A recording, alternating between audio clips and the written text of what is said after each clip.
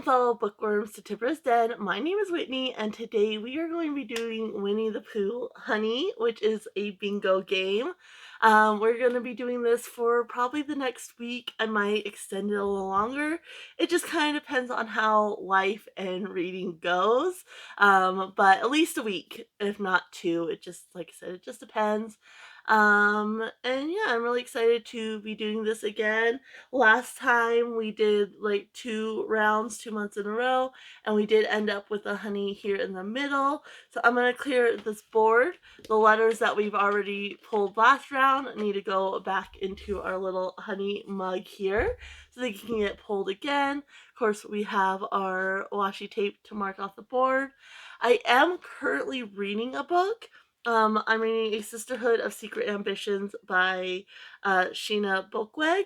And this is the May's pick for Autism Reads, which is put on by Christine at An Autistic Reader. Channel will be linked down below, of course. And I didn't get to it in May, and so I really do want to read the Autism Reads choices. So I'm only about 50 pages into this one. If this first poll is a prompt that this works for, I will definitely use this book. Otherwise, I'm going to finish up this book, but I do want to have my next book ready. This board is very much catered to my current TBR, so that way I'm not adding on a lot of extras. There are some prompts that will add on extras, so we'll just see if we get those.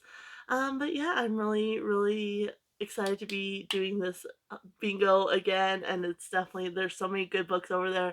I don't know where to start, so this is definitely going to help me. So of course, first we need to just kind of reset the board a little bit.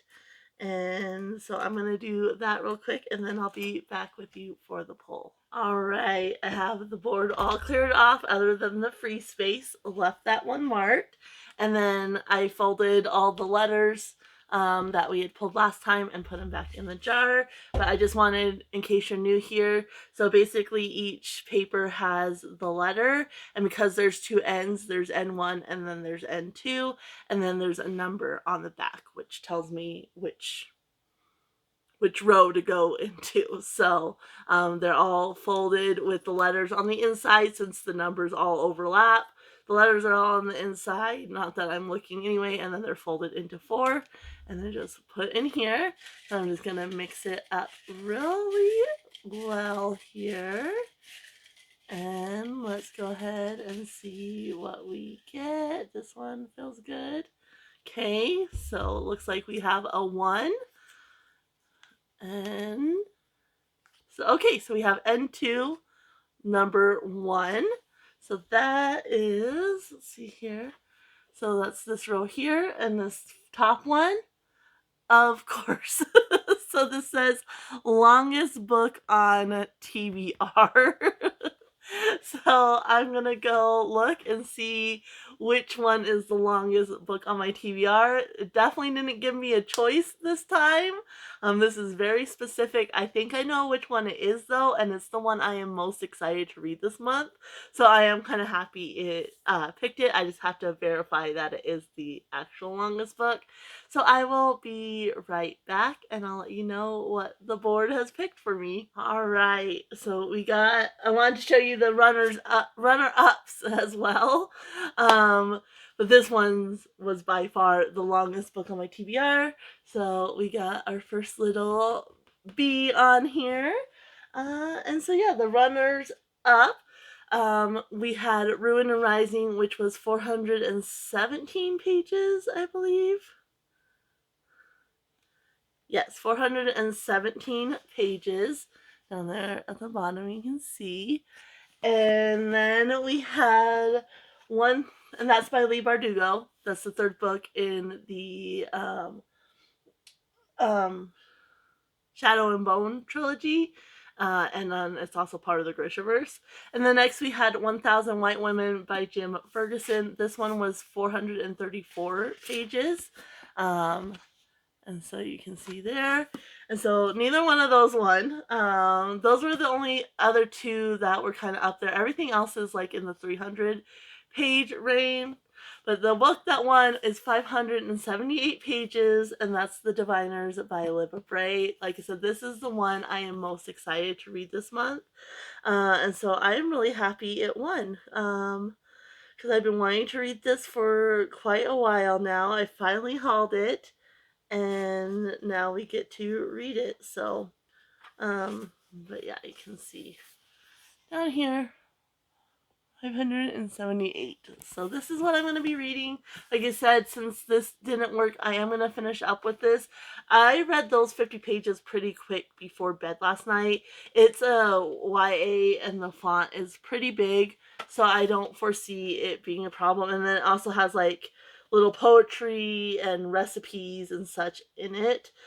So I don't foresee it being a problem that I can smash this out during the day today and then jump into this, The Diviners, tonight. So yeah, that's what I'm hoping to do anyway, but we'll just see kind of how it goes. But yeah, I'm really, really excited for this one. Like I said, it's been one I wanted to read. But I'll tell you a little bit about both books real quick because I'll probably talk about both, even though this isn't part of the game. I'm reading it, so I'll probably talk about it a little bit.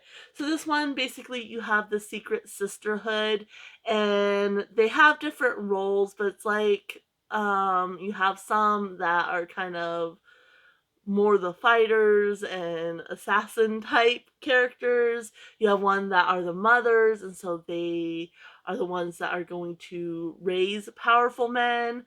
Then you have the wives to be, which is what our main character is, Elsie. She's a wife to be, and they marry powerful men, and they're kind of on the back, behind the man, but they're influencing them essentially. So, because women don't have a voice, they're influencing is basically their role, and then they help get, like, the first scene.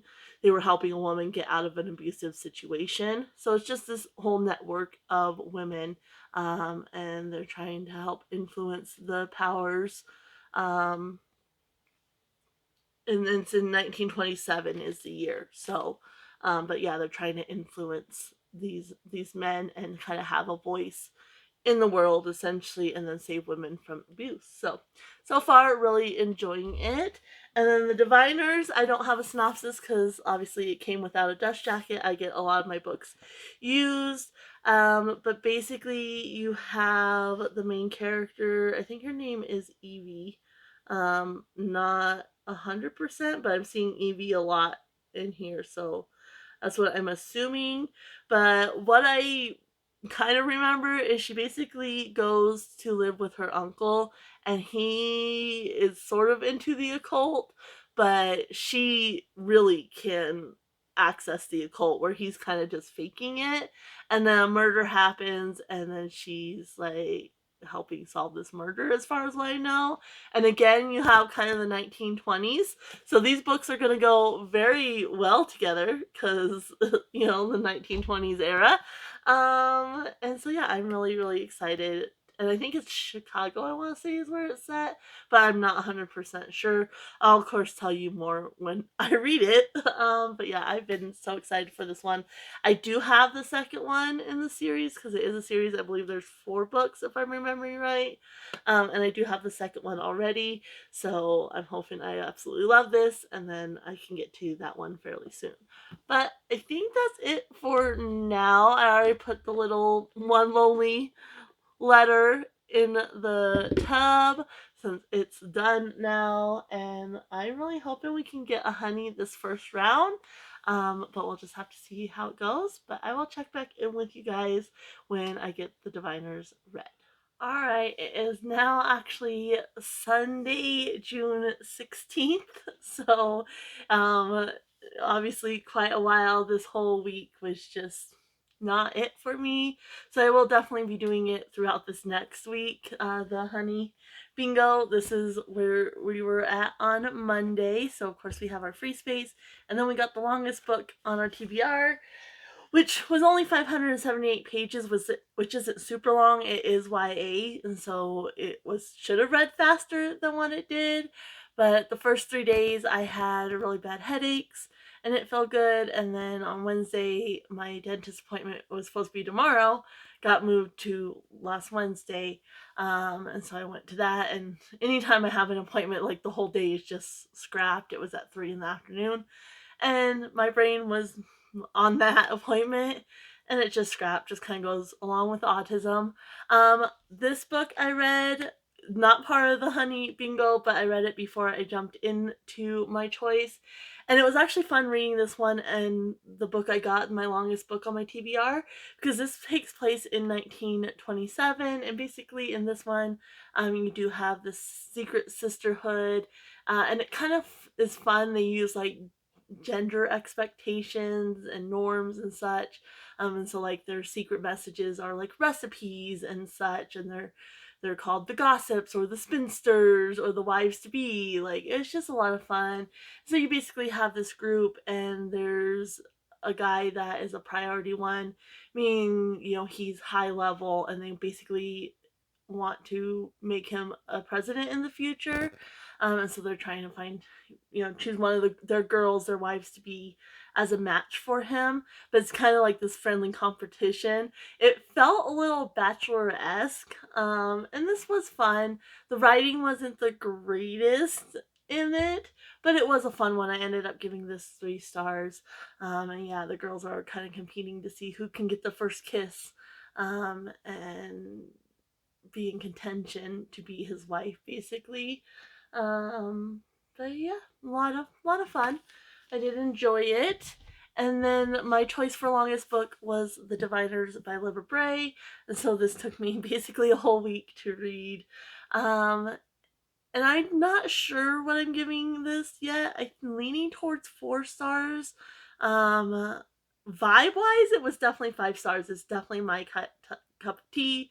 I like the writing in it, but it just was very slow paced, which I don't necessarily mind. So that's why I'm kind of hesitating, because I liked it kind of meshed together. You had like the occult part of it, then you also had just life in the 1920s, you know, flapper girls and the Ziegfeld girls and such.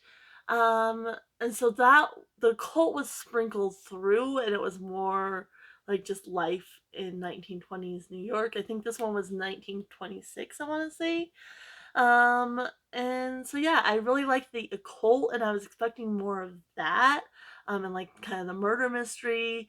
But basically you have Evie, and she, when she holds an object, she can tell things about the person that has a connection to that object.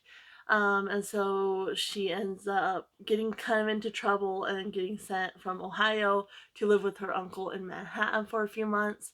And there's a murder, and so she kind of gets involved with that, and her uncle is really into the occult, but she doesn't know how much he actually believes it. And so he's helping with the murder investigations because there's like occult writing on the body.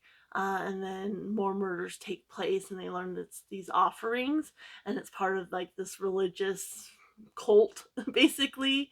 And like the brethren. And so there's these 11 offerings that are going to be happening, but it starts on offering number 5. And so she kind of becomes involved with that investigation and such. And there's a bunch of different characters, and it kind of, this is part of the first in the series, and you can definitely tell it's like leading up to more for further in the series. But basically, you have all these different people that have different abilities. So like there's one, like when she's scared, her hands get really hot, and she can basically like melt and like use heat. There's another that has a healing ability, another that can like premonitions, and so there's all these different, like they're called diviners, but they haven't really come together yet, which I was hoping that would happen within the book. Like some of them have met, but they really don't know about each other yet. And yeah, I just wanted more of that. So I definitely am leaning towards 4 stars, because as much as I like just kind of like the lifestyle of that time period, I really wish it had been more focused on the diviners and bringing them together, which is part of a series I'm definitely going to continue on with the series for sure. And I'm hoping I'll like the series the more we get into it, because hopefully the rest of the series is going to be more focused on that, and there's like the secret project from the government and such. So it was really, really interesting. It was just a bit slow paced, and like I said, I like that kind of lifestyle aspect as well, but I just wish it had been more focused on the occult and it hadn't been so sprinkled through, and the characters had been brought together more in a more satisfying way. But I did really, really enjoy this. The vibes, like I said, 5-star vibes for sure. But it's time to choose our next one. So, of course, we have our little jar here. So I'm just going to mix it together. And we'll go with, there's 2. This one. Let's see what we got here. So it looks like the number 2 and number 2 and 1. So that's the first N here. So that's this one right here. And then we got 1 and 2. So that is new to you author, which there is a book that I really need to get read because it's for, I participate in Kim from Expedition Through Pages, her Tales from Two Trails game. And there's one I need to get read before the 25th. So I only have like 9 more days or whatever to read it, which is plenty of time. But I really want to get to it. But I'm going to see what other new to me authors I have over there, and I'll grab my options, and I'll be right back. Alright, so actually my TBR is full of new to me authors. I pulled 3. There's 8 more over there that are actually new to me. So, and I have a digital one that is new to me as well. The only ones that aren't new to me are part of series. So, like, I have a lot of new to me authors, but there's 3 that I'm really kind of eyeballing. The first one, I'm definitely gonna, like I said, I'm pretty sure I'm gonna go with the one that I need to read, but there's 2 that are really top contenders. But this one I was really interested in. This is Molokai by Alan Brenner. And this one just seems really interesting. It's about this 7-year-old girl that gets like leprosy and gets sent to this island, basically. And so I am really interested in this one, but I don't think I'm going to go with it for this round. The next one that I'm really, really interested in that I would love to read, but like I said, priorities. So this is Funny Story by Emily Henry. I've never read Emily Henry before, but this one, none of the other ones have really seemed like, oh yeah, I want to read that for sure. This one though, when I heard what it was about, I was like, I definitely want to read that. So basically, these 2, they end up, their fiancés end up falling for each other, and break it off with them respectively, and so they end up becoming roommates. And so yeah, it just sounds fun and one that I was interested in, and I needed a book. It was Last Person Bought or something. I forget what the prompt is. Basically, I normally would go into a store and ask the cashier what the last person bought, kind of like a bookish take on like the fast food drive-through one where people go and order what the last person ordered, but just bookish version.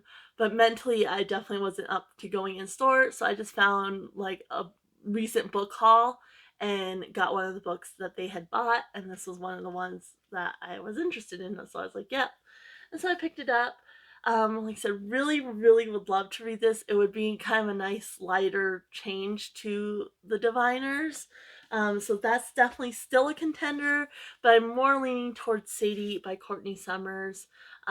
This is a thriller, and this is the one that I need to read for Tales from Two Trails. So I'm kind of leaning towards this, but this is darker. And I believe this is YA as well. And so kind of have like that darker tone like the Diviners. So it's just whether I want to go with something more light, fluffy romance, or go ahead and get this one read. This one, I think there's like there's a radio personality, and Sadie, her sister, goes missing. And then she decides to try to find out what happens to her sister, and then he kind of gets sent onto the case. And it's like a podcast. And so yeah, I don't know. I mean, this would be the smart choice, but this is kind of what I want to read. but I could probably finish this one tonight, and I'm not sure about this one. And this one will work for like if I get most anticipated, which actually the Diviners was my most anticipated, but now that that one's read, this is probably the next one. So this would work for other things as well. So I think I am going to go ahead and go with Sadie. Just be smart, and that way Tales from Two Trails is done. I can log my books to help my team because I'm on Team B. And so it would be good to just be able to log my books and have that done and off my plate. So yeah, I'm going to go with Sadie. So I'll go ahead and read the actual synopsis for you instead of my blundering one. So it says, when popular radio personality Wes McCrae receives a desperate phone call from a stranger imploring him to find 19-year-old runaway Sadie Hunter, he's not convinced there's a story there. Girls go missing all the time. But as soon as Wes's boss discovers Sadie fled home after the brutal murder of her little sister Maddie, he sees the makings of something big and orders Wes to the small town of Cold Creek, Colorado, to uncover what happened.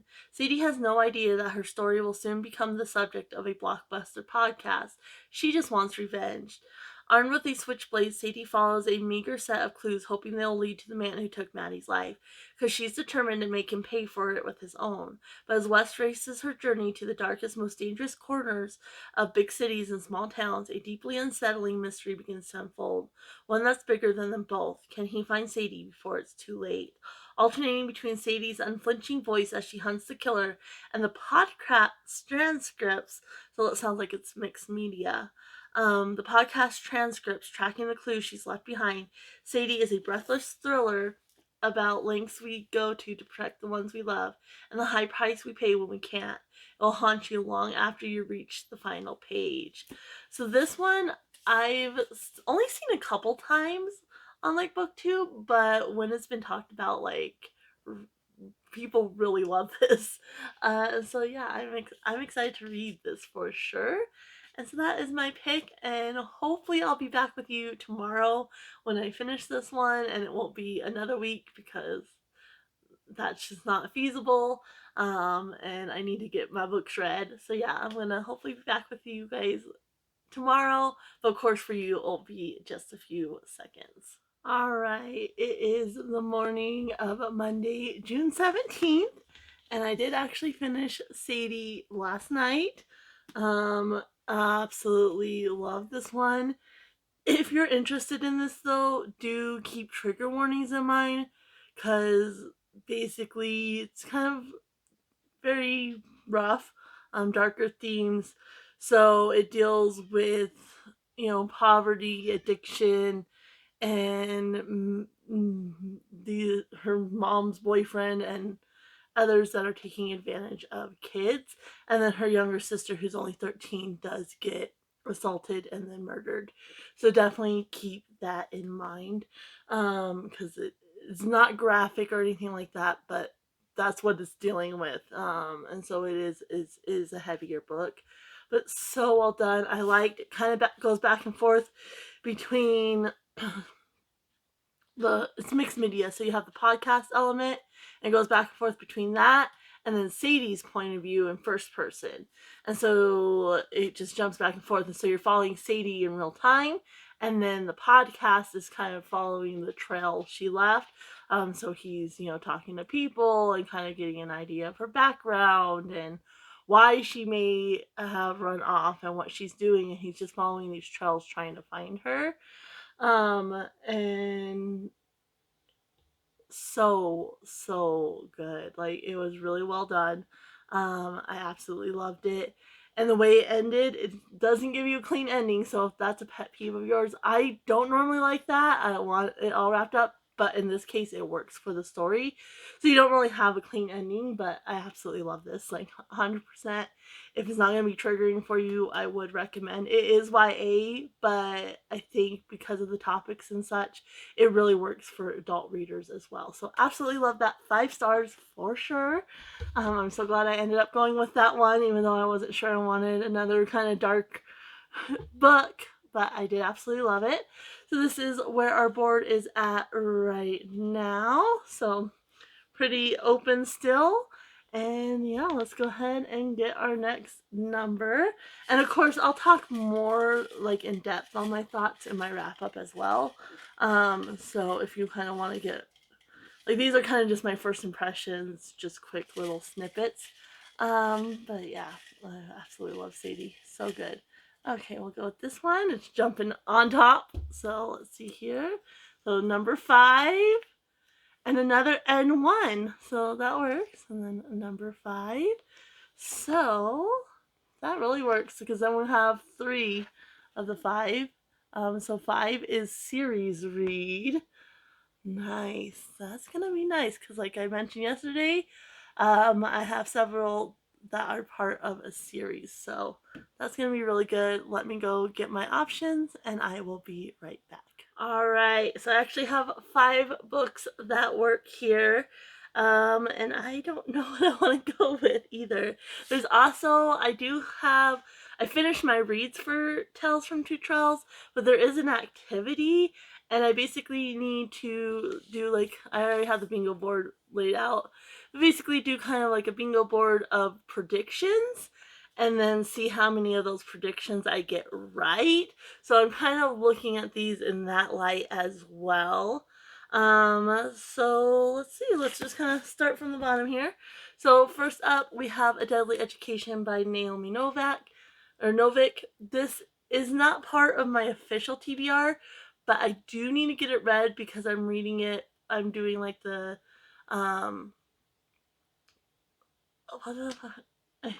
my brain just like completely novice path. That's what it is. The novice path and my character background prompts for Orilium.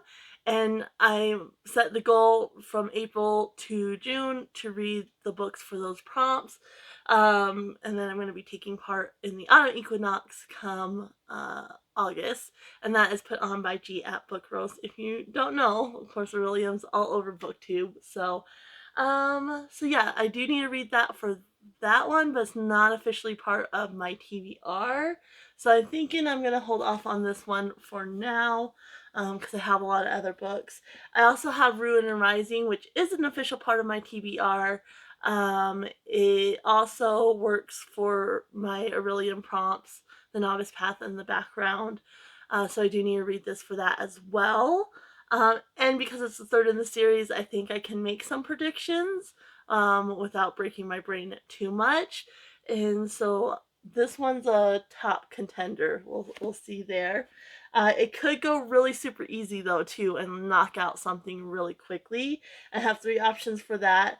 I have Death Note Volume 4, which has Volume 7 and 8 of the Death Note manga. And so yeah, it's a manga, so it should be fairly quick and easy. Again, it's later on in the series, so I should have some idea of how to make some predictions. So that's a top contender too. I'm going to put that with Ruin and Rising. And then we have 2 that would start a series, but they're super short. So I'd be able to knock them out really quickly and get something else read as well. So first we have another manga, which is Spy Family #1. I don't think this one's really fair to do for predictions though, because the premise is pretty straightforward. And so I think I'm going to hold off on that one too. And then the other one is 39 Clues, the first book in that series. This one is The Maze of Bones by Rick Riordan. The other books I have up to number 6, and they all have different authors. And so this would be the first in the series. It's children's though, and again, like based on the synopsis, the plot seems pretty straightforward. So again, prediction wise, I don't know, and I think I'm going to hold off on this one as well. So it comes down to either the quick read manga or Ruin Rising, which should still be quick, but I probably won't finish today, or if I do, it'll be like towards bedtime. So that doesn't really allow me to pick up another book. So the question is just which one do I want to go with though? What am I feeling today? I do tend to have a lot of trouble reading during the day, so I'm leaning more towards this one, even though this would be the smarter choice. Just because my brain doesn't really connect during the day. So you know what?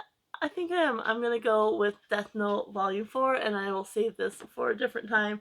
Hopefully I still get it picked up this week, because I want to get some of my bigger, more important books done this week. But for now, I'm gonna read Death Note Volume 4. And this is by Tsugumi Ohba, and the art is by Takeshi Obata. And basically you follow Light, and he finds a Shinigami death notebook. And basically he can write names in there, and then that person will die, and there's rules that go along with the death note. And so he can just write names and they will die. He starts off trying to kind of like, rid the evil of the world, like the criminals and such. But then it kind of takes off from there, and there's this other guy, I forget his name, but he's basically investigating, trying to find who's doing these killings. And so he's investigating, and Light's dad is kind of on like the police force. And so it's all kind of like tied together. And so I didn't love the last edition. It was not my favorite, so we'll see how this one goes. But I need to make some predictions. I'm gonna sit and kind of think about them, write them down, and then I'll be back on to share them with you beforehand. And then after I finish this, we'll see how many we got right. I got right together with you, and then I can go ahead and do my tells from two trails, log all of that, and it'll be all done. So I will be back in a moment to share my predictions with you. So I'll be right back. Okay, I got my predictions for Death Note. There is some spoilers, so if you don't want to be spoiled for the series, maybe just don't watch this little clip.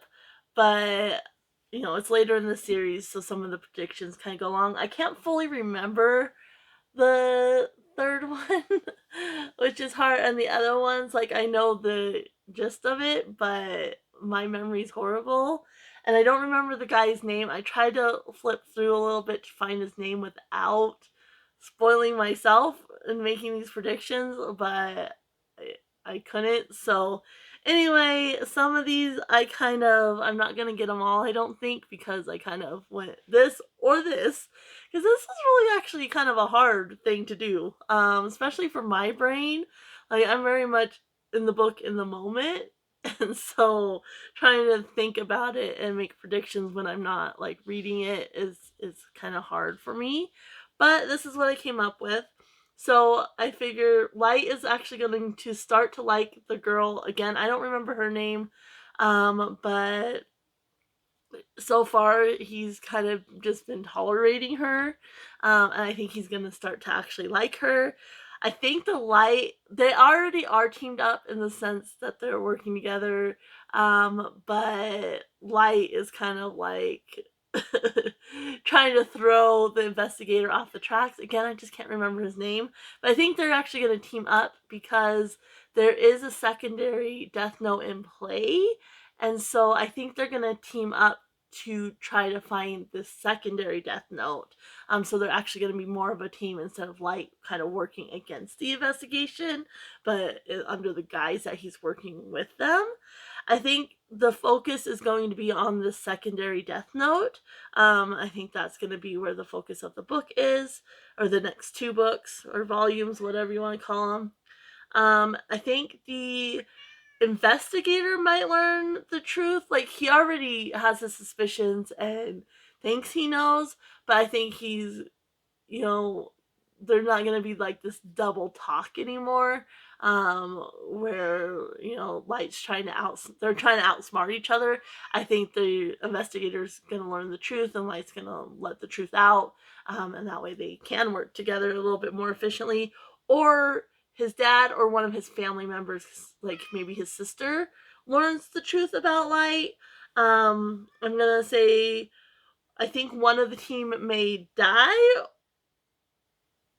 this one. And I did look at the chapter titles.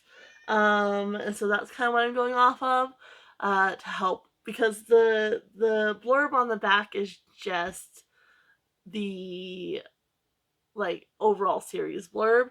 So I did look at the chapter titles just to kind of see. So I think one of the team might die. I think the second Death Note is going to be targeted at one of the team. And so, there's obviously different ways they can die, but I think somebody's going to reveal themselves to the second person that has the Death Note, and then that's going to be targeted to one of the team members, and then they're going to die. So those two kind of go together. But maybe somebody just dies in just an accident or something. Who knows?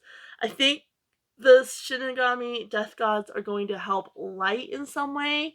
They're not really allowed to, but I think they're going to.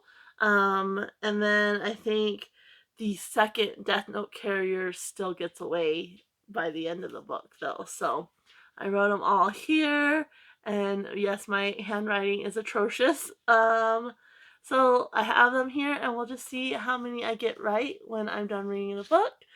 So this is kind of where we're at now. So we're going to keep hoping to get the N1s. We need N11 and N13, and then we'll have our first Hunny, which would be fantastic.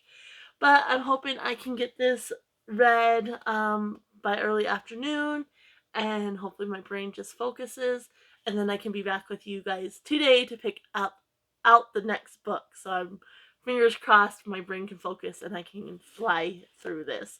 But yeah, I'll be back in just a moment, and I'll let you know how the predictions turned out. All right, we're still Monday, June 17th, but it did take me all day when it really shouldn't have. It's almost 10 o'clock at night, but I did finish Death Note Volume 4, which of course has Volume 7 and 8. I like this better than Volume 3, I will say that, but I didn't fully love it either. It felt a little bit repetitive at times. There's definitely things that happen that caught my interest. And it kind of picks up towards the end. But yeah, I didn't fully love it, but I'm not really sure what my star rating is quite yet. Whether I want to go with the 3. If I go with the 3 on Storygraph, I'll probably do 3.5. Or 4. I'm gonna sit with it for a moment and then do my rating. But yeah, I enjoyed it okay. Like I said, it definitely hooks my interest. Um, but at the same time, it just feels kind of repetitive, and I don't love the characters or anything like that. But I did enjoy it overall. Like I said, even 3 stars, there's stuff I enjoy about them. I did do my predictions here. So as far as Light starts to like the girl, I'm gonna say no on that. Like there's still, and again, getting into spoiler territory here, so if you don't want spoilers, just skip ahead a little bit, and then I'll choose my number in a minute. But as far as starting to like the girl, not really. Like, he's basically just using her. Light and the investigator team up. I'm gonna give myself a half a point on that, because there's kind of something that happens. I don't want to spoil too much, but something happens. And so there's kind of a new investigator in the mix, and there's like 3 different players that are all playing against each other.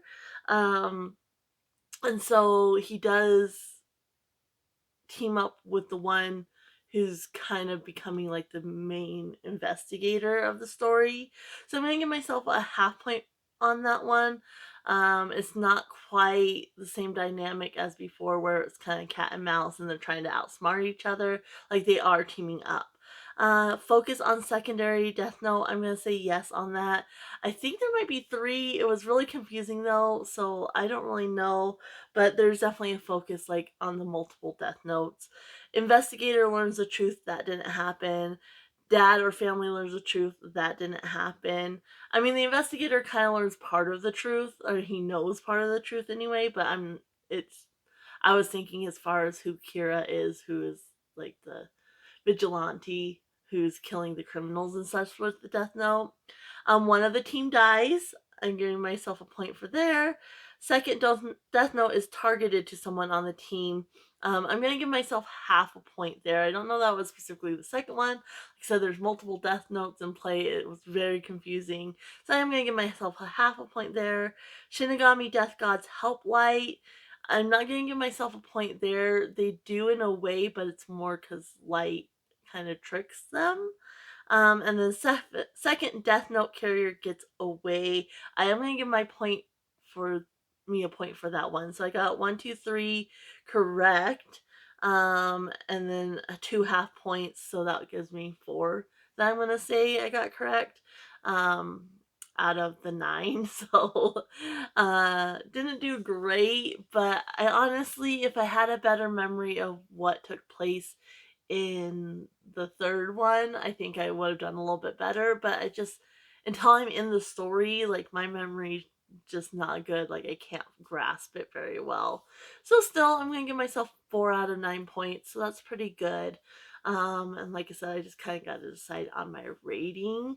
And part of it, I'm not used to manga as well. And the pictures, the illustrations in there are definitely fantastic. But that's kind of the way it is. So we do have our board. We're hoping for N1s. Put my tape back down because we have 3 on the N1 column. So we're hoping to get either N11 or N1 4 is what we're hoping for, fingers crossed. N11 would be good because then it also starts another one on that top row. But let's go ahead and see what we get next so I can pick my next book. I am going to be going into town tomorrow, so I might read a little bit tonight, I might not. And then I probably won't read anything until later in the afternoon tomorrow. So I'm not even sure I'm going to finish it or not tomorrow, but we'll just have to see. So we have a 4, and we got N2 4. So let's see what that is. Okay, I don't really love this one. So N2 number 4 is right here, which is Instagram or TikTok. So basically I need to kind of scroll through Instagram or TikTok and see what's on there. I'm definitely going to try to find something that's on my TBR, which actually, funny stories, newish. So there's a good chance that, well, newish, it is new. So there's a good chance that that could be on something that pops up. And then maybe Ruin and Rising and maybe A Deadly Education, one of those might pop up. So we're just gonna have to see, put my little B on there. So the ends are getting a lot of love this round. But yeah, let me go on TikTok or Instagram and see what pops up, and then I'll be right back. All right, well, there's only one book that showed up, and it's the one that I thought it was going to be, and that's Funny Story by Emily Henry. It showed up right off the bat twice, and then I stopped recording and kind of went a little further down, and it showed up a couple more times. Didn't find anything on TikTok at all. So I'm going to be reading Funny Story next by Emily Henry. I am excited about this one. Like, this one I'm pretty excited about. I've never read Emily Henry before, but out of all of them, this is the one I'm most intrigued by. So it says, it's a funny story. Daphne always loved the way her fiance Peter told their story, how they met on a blustery day, fell in love over an errant hat, and moved back to his lakeside hometown to begin their life together. He was really good at telling it, right up until the moment he realized he was actually in love with his childhood best friend, Petra, which is how Daphne begins her new story, stranded in a beautiful Waning Bay, Michigan, without friends or family, but with a dream job as a children's librarian that barely pays the bills, and proposing to be roommates with the only person who could possibly understand her predicament, Petra's ex, Miles Nowak. Scruffy and chaotic, with a penchant for taking solace in the sounds of heartbreak love ballads, Miles is exactly the opposite of practical buttoned-up Daphne, whose coworkers know so little about her. They have a running bet that she's either FBI or in witness protection. The roommates mainly avoid one another until one day, while drowning their sorrows, they form a tenuous friendship and a plan. If said plan also involves posting deliberately misleading photos of their summer adventures together, well, who could blame them? But it's all just for show, of course, because there's no way Daphne would actually start her new chapter by falling in love with her ex-fiance's new fiance's ex, right? I don't know, it just sounds fun, and I've read some darker books recently, so a nice, lighthearted romance should fit the bill. And I really hope I do enjoy this. And then I might pick up some more Emily Henry. I do have one other book, but it's one of like her older books that I don't think is as well known. um I forget, Million June or something like that. I can't remember what it is. I'll insert a picture, but so yeah, that's what I'm going to be reading. Like I said, I might read a little bit of it tonight, but I'm going to be pretty busy tomorrow, so I probably won't check back in until Wednesday, at the earliest, and we'll just see how it goes with this one. But of course, for you guys, it'll be just a moment. All right, it is Wednesday, June 19th. We have Nidra here with us. Such a good baby. Yes, thank you. Anyway, I did finish reading Funny Story. I actually read it, of course, without the dust jacket on because I don't like it. And I have to say, I just love the pink and the white together. I think it's really pretty. And so just the colors made me happy. And I have to say, my first Emily Henry, and I 100% love this. It had so many kind of tropes going on. It had forced proximity, fake dating, friends to lovers, slow burn. There was a little bit of miscommunication there at the end, but I think it really worked, and both characters were kind of working through childhood traumas and then kind of their insecurities and such about their last relationships. Because their last, relationship, she's the main female character, Daphne, her fiance decides he's in love with his childhood best friend. And they get together, and so Miles is that best friend's boyfriend. And so they end up being roommates, and then um it's a whole thing. But yeah, I absolutely loved everything. It was really easy to get into the story. The characters were very dynamic and engaging. There was other, relationships going on, some friendships. I couldn't find anything that said for sure, but I think Daphne is neurodivergent. Like a lot of the things, like she mirrors people, trouble like communicating and holding conversation. She finds it easier to be around kids than adults, and when she was a kid, she found it easier to be around adults than other kids her age, which I was the same way. I mean, still am. I find it a lot easier to be around kids than it is to be around adults. So it doesn't say for sure, but there's a lot of neurodivergent traits going on with Daphne. And of course, but she has, things from her childhood too that made it hard to connect to people. Her mom, they were always moving around, they never stayed in one place. But yeah, really, really, really love this. Definitely will be picking up more by Emily Henry. I know people are kind of hit and miss, like even people that really enjoy some of her work don't enjoy some others. So it'll be interesting as I read more to see where I fall. But this one was a hit for sure. I absolutely loved it.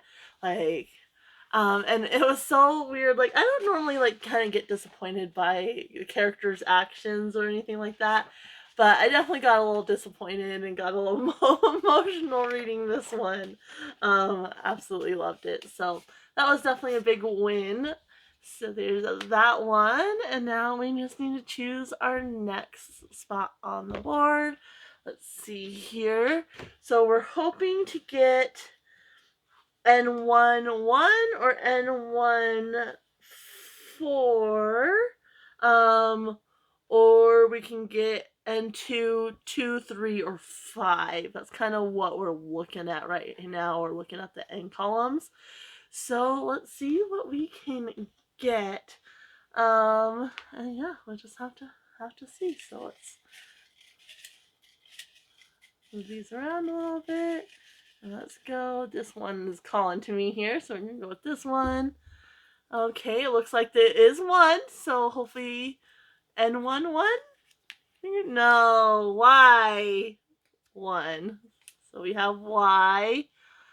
Oh man.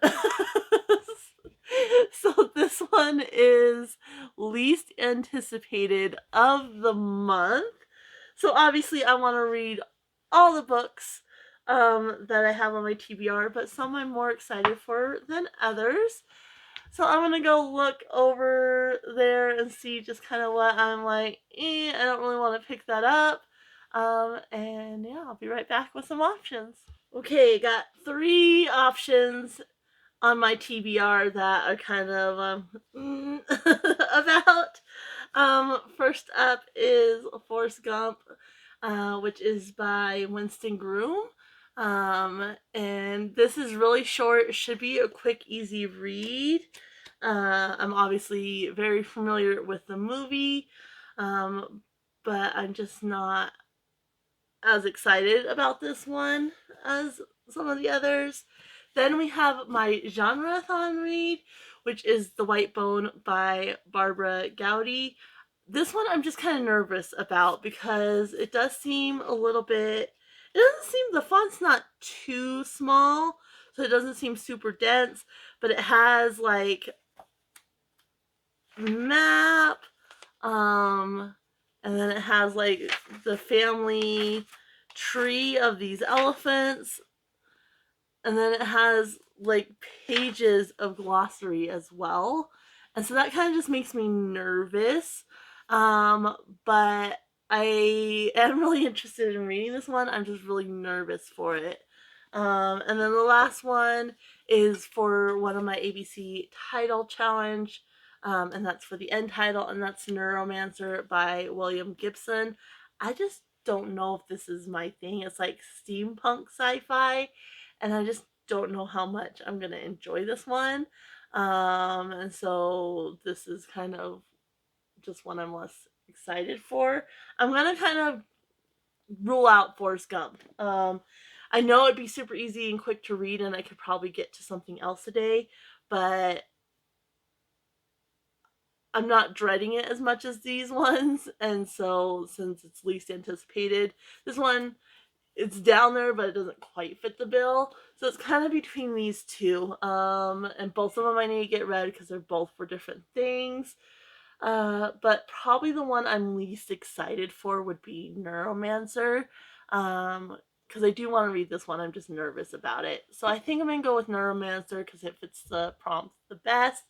And then I can get it knocked out and off my TBR and focus on some of the ones I think I'm going to enjoy more. So that's my choice.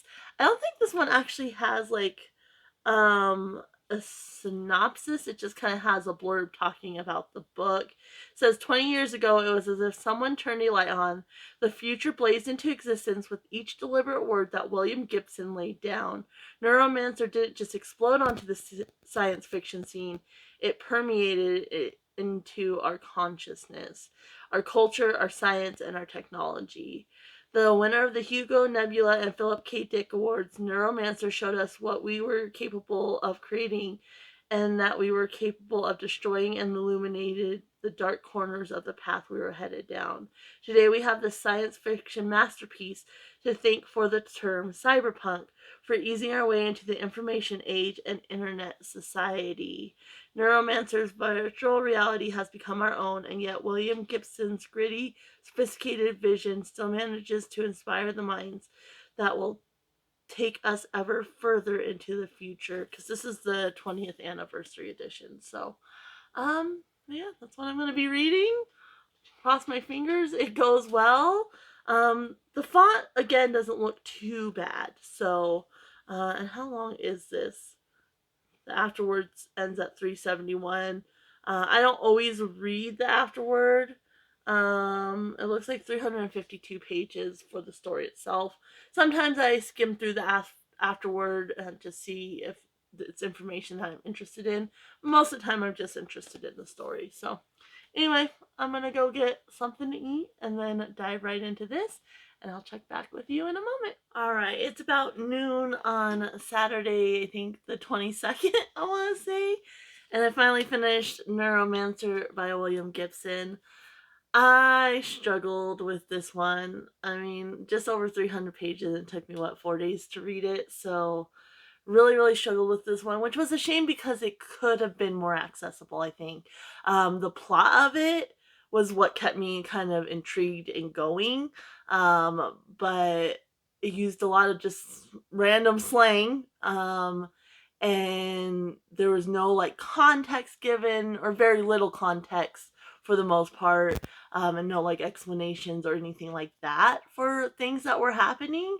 And so it was really, really hard to follow. Like, even in the end, I was still struggling. Like, it's kind of like virtual reality, the Matrix, like cyberpunk, sci-fi.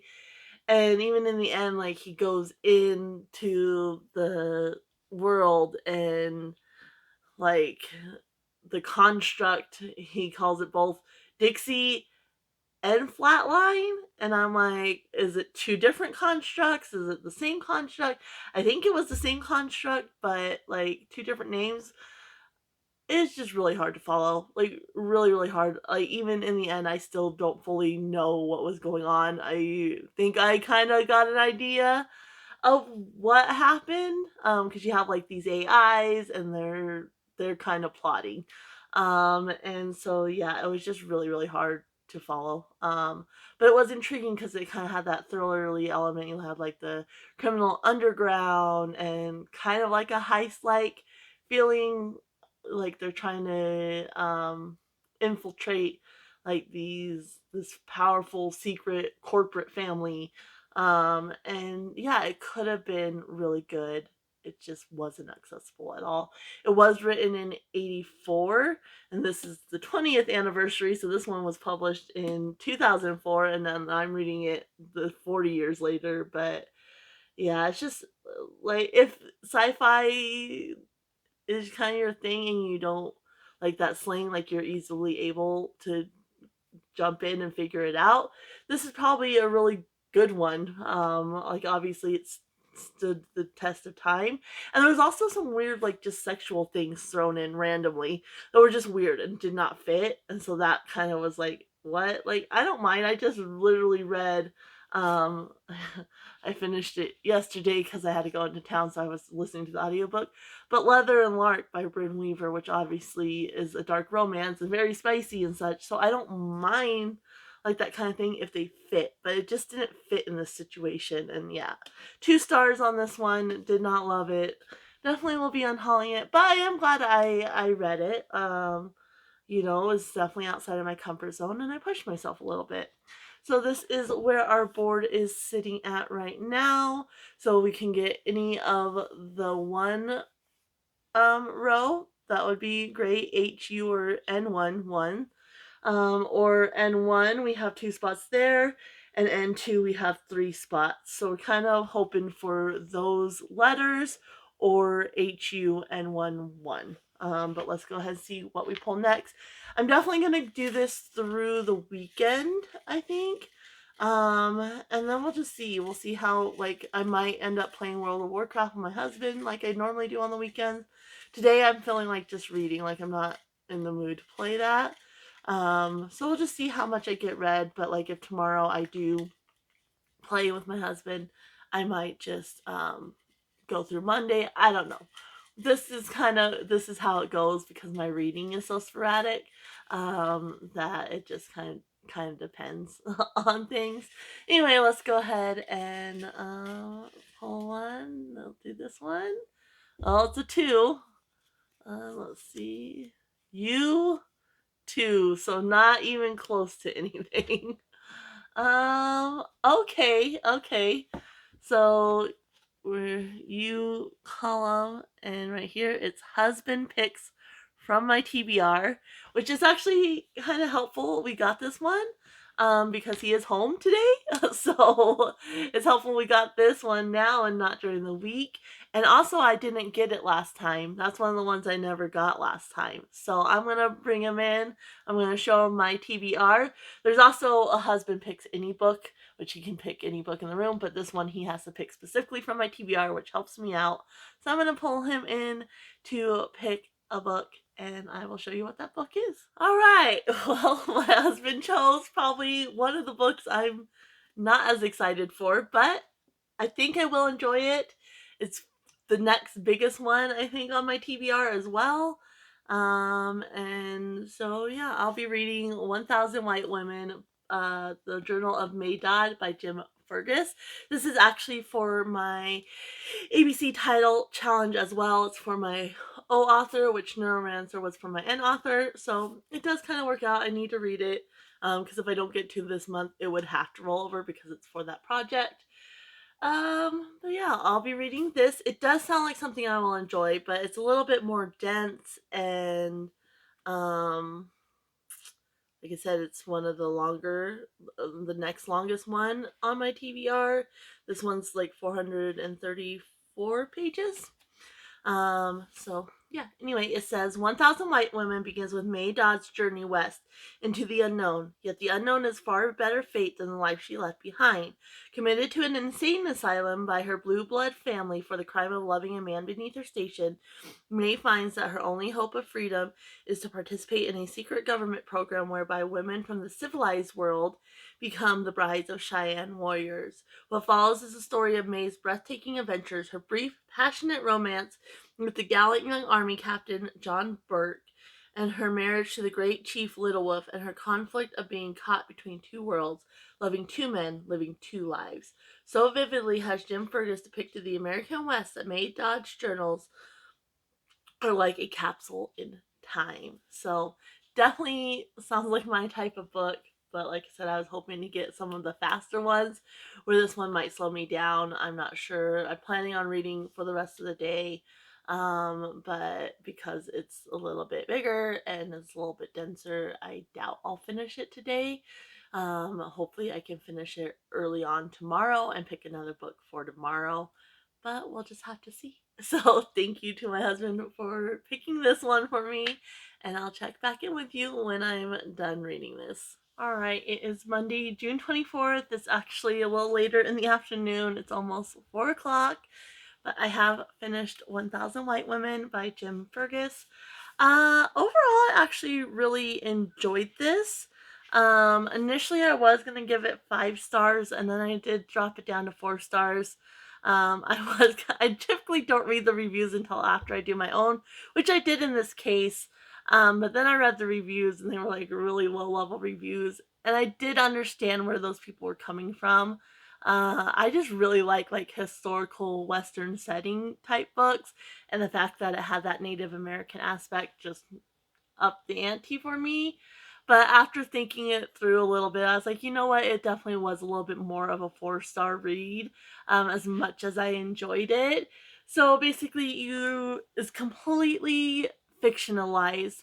It does have some historical elements, like the peace talks and some historical characters, but those elements are also completely fictionalized. Like he takes those elements and fictionalizes them.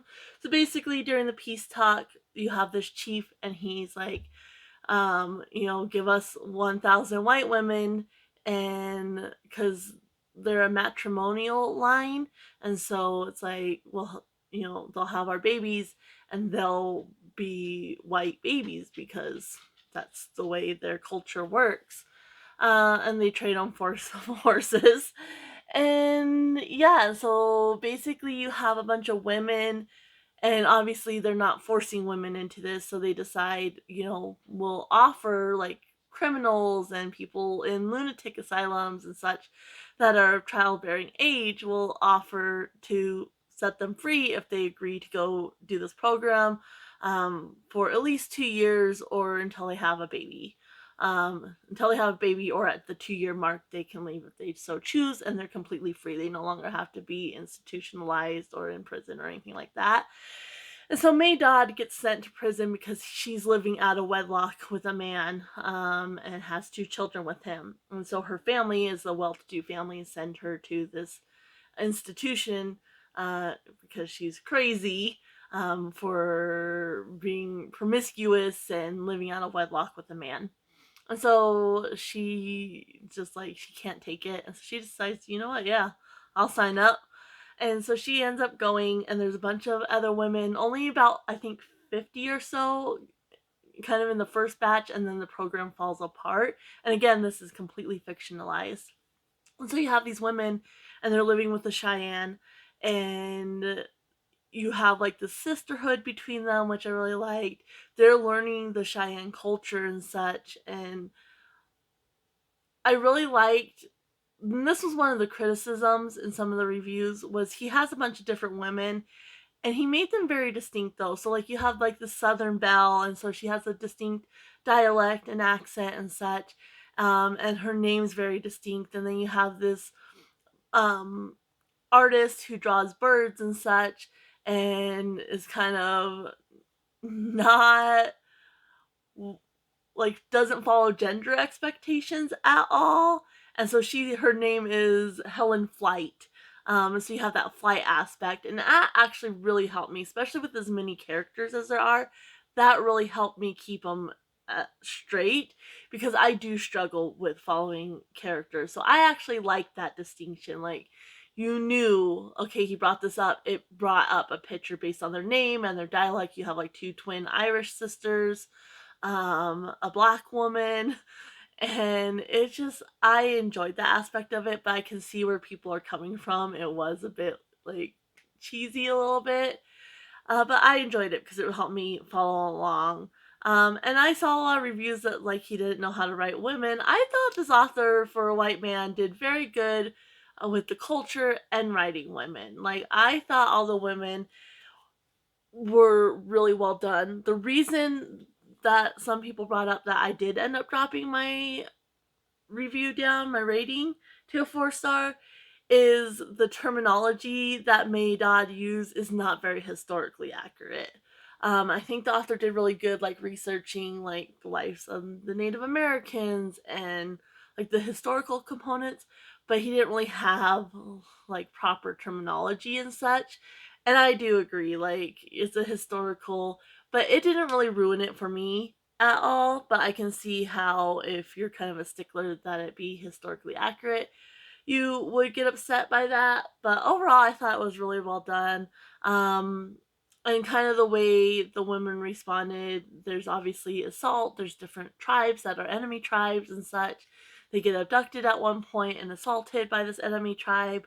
There's a horrific thing that the tribe does once the women start giving birth. They go to another enemy tribe and do something horrific to babies of that tribe. That was hard. And just kind of the way he handled like the abduction, like the baby incident, something happens after that that kind of, detracts from that.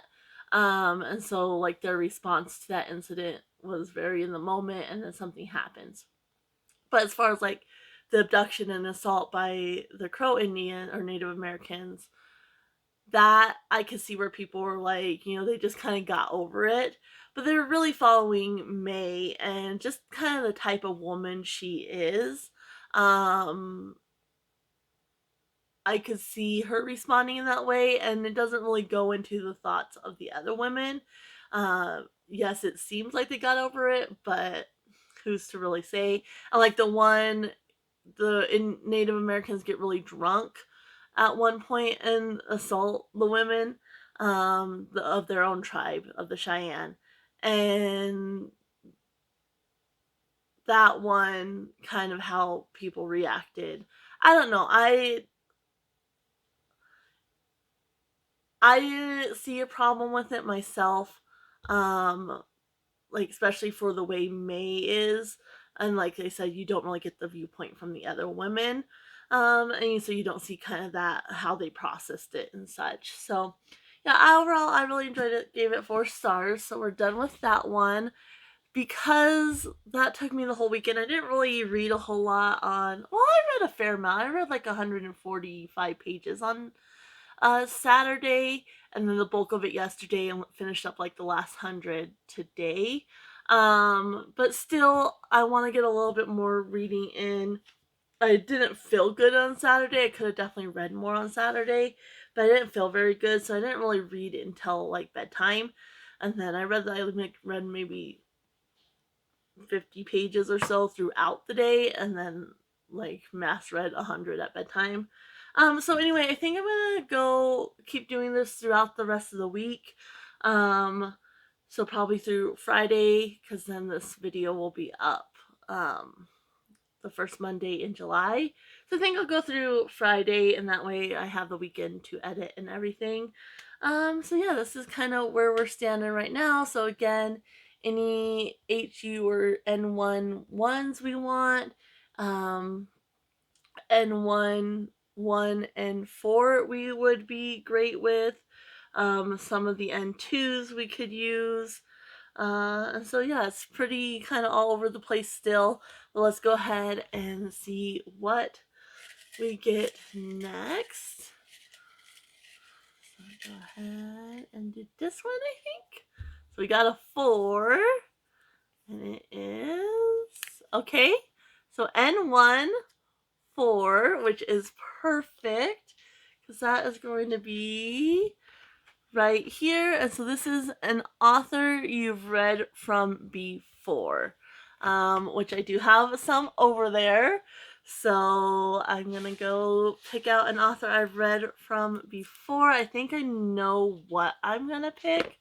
But I'll go ahead and pull a couple options that I have, and I'll be right back. All right, well, I only have 2 options. And so the first one I have, which I do need to read for Orilium, is A Deadly Education by Naomi Novik. And this is a lesson 1 of the Schoolomance, so that's the series. And so that's an option. I do need to read it for Orilium, but it's not officially on my game TBR, so it's probably not the smartest one to go with. The other one is the third in the Shadow and Bone trilogy, which is Ruin and Rising by Leigh Bardugo. This is officially on my TBR. I do need to read it for Orilium, and it will complete that part of the series for me. Obviously, there's a bigger series within the Grishaverse, but this first trilogy will be complete. This one is the last like over 400 page book I have on my TBR, but they are quick reads, so that's an option. I was really hoping I could get like a shorter one that I might be able to finish before I've like fed the dogs and everything, but that's not gonna happen. So this is gonna be something I'll read tonight and into tomorrow. So it just depends on whether I want to be smart or go with this one. And honestly, I'm excited for both of these. But I'm probably more interested in reading this one. And since it's the smart choice, that's what I'm going to go ahead and choose. So this one will go back over there. Like I said, it's not officially on my TBR. It's just something I do need to read for Orilium. And so I'm going to be reading Ruin and Rising by Leigh Bardugo. So basically, in the Shadow and Bone trilogy, you have Alina, I want to say is her name. Yeah. And then the first one, she's just a soldier with her best friend from childhood, and they're crossing the scar, which is like a scar on the land that kind of separates the kingdom a little bit. And there's like these monsters in it. It's like dark and just black and such.